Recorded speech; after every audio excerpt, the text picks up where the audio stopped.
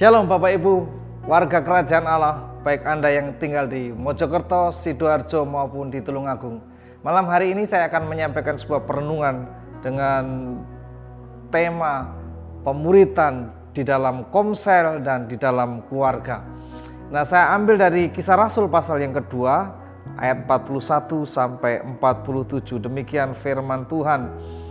Cara hidup jemaat yang pertama. Orang-orang yang menerima perkataannya itu berdiri dibaptis, dan pada hari itu jumlah mereka bertambah kira-kira 3.000 jiwa.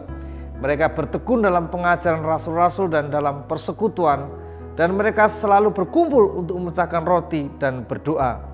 Maka ketakutanlah mereka semua, sedang rasul-rasul itu mengadakan banyak mujizat dan tanda. Dan semua orang yang telah menjadi percaya tetap bersatu, dan segala kepunyaan mereka adalah kepunyaan bersama. Dan selalu ada dari mereka yang menjual harta miliknya, lalu membagi-bagikannya kepada semua orang sesuai dengan keperluan masing-masing. Dengan bertekun dan dengan sehati, mereka berkumpul tiap-tiap hari dalam bait Allah.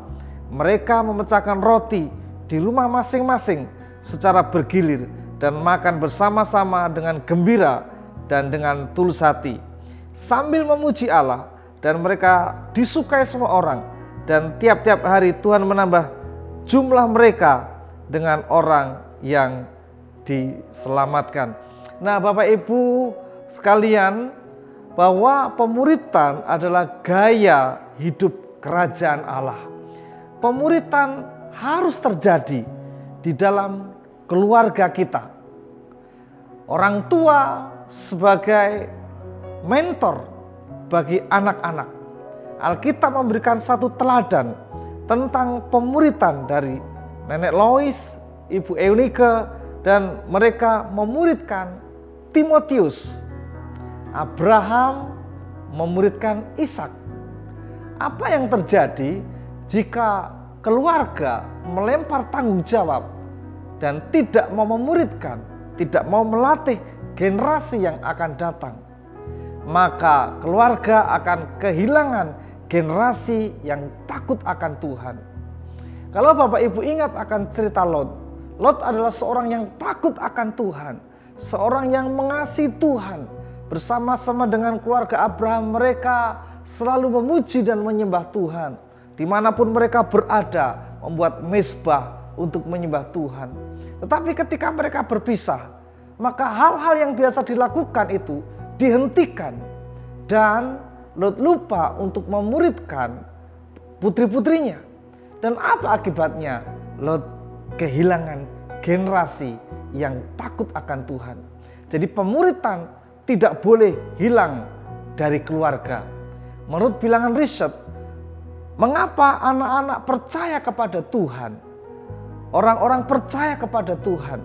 Bukan karena dari bilangan riset itu dikatakan bahwa sekian persen, 70% mereka percaya kepada Tuhan berkat bimbingan kedua orang tuanya. Betapa pentingnya pemuritan di dalam keluarga. Nah, apabila dalam keluarga sudah terjadi pemuritan, maka kita akan meningkatkan lagi, kita akan tingkatkan pemuritan di dalam komunitas sel. Yesus memuridkan 12 murid. Kemudian Paulus memuridkan Silas, Timotius, Filemon, dan Titus. Nah, di dalam komunitas ini terjadi pemuritan.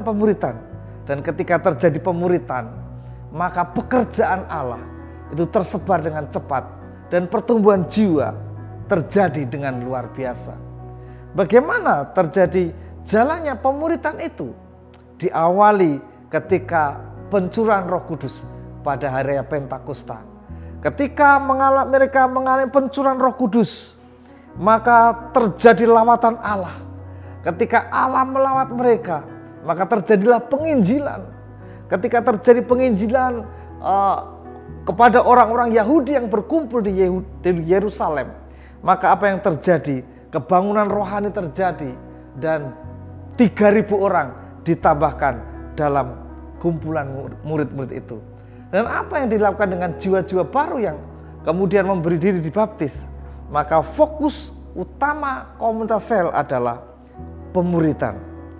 Nah, Bapak Ibu yang dicintai Tuhan, Anda yang bergabung dalam Komsel, Anda sebagai hamba-hamba Tuhan yang melayani Komsel, fokus utama kita adalah memuridkan. Yesus menjadi teladan kita di dalam memuridkan. Pemuridan bisa dilakukan kapan saja dan di mana saja. Coba kita lihat Tuhan Yesus, dia mengajar para muridnya atau memuridkan mereka, mementor mereka di atas bukit. Di dalam Matius pasal 5 ayat 1 sampai 12. Yesus juga melatih mereka, memuridkan mereka di dalam tempat-tempat umum, di lapangan terbuka. Yesus mengajar dan membuat mujizat. 5 roti, 2 ikan untuk memberi makan 5.000 orang.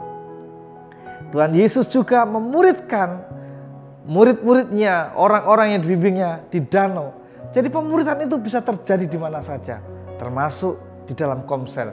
Karena fokus utama Komsel salah satunya adalah pemuridan. Dan pemuridan itu bisa dilakukan kapan saja. Sebab dalam Matius pasal 18 ayat 20 dikatakan, sebab di mana 2 atau 3 orang berkumpul dalam namaku, di situ aku ada di tengah-tengah mereka. Nah, Komsel yang kita selenggarakan, yang kita adakan, baik secara onsite, secara tatap muka maupun secara online, jangan melupakan pemuridan.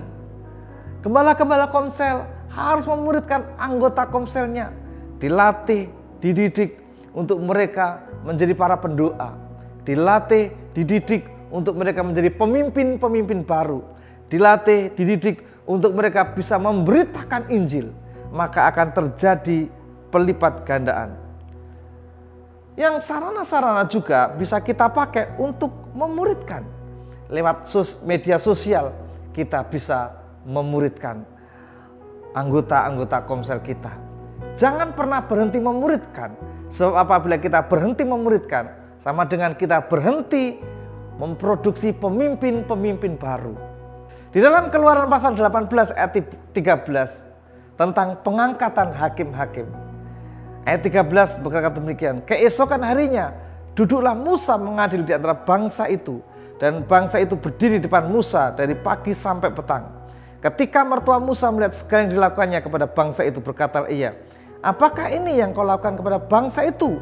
Mengapakah engkau seorang diri saja duduk sedang seluruh bangsa itu berdiri di depanmu dari pagi sampai petang?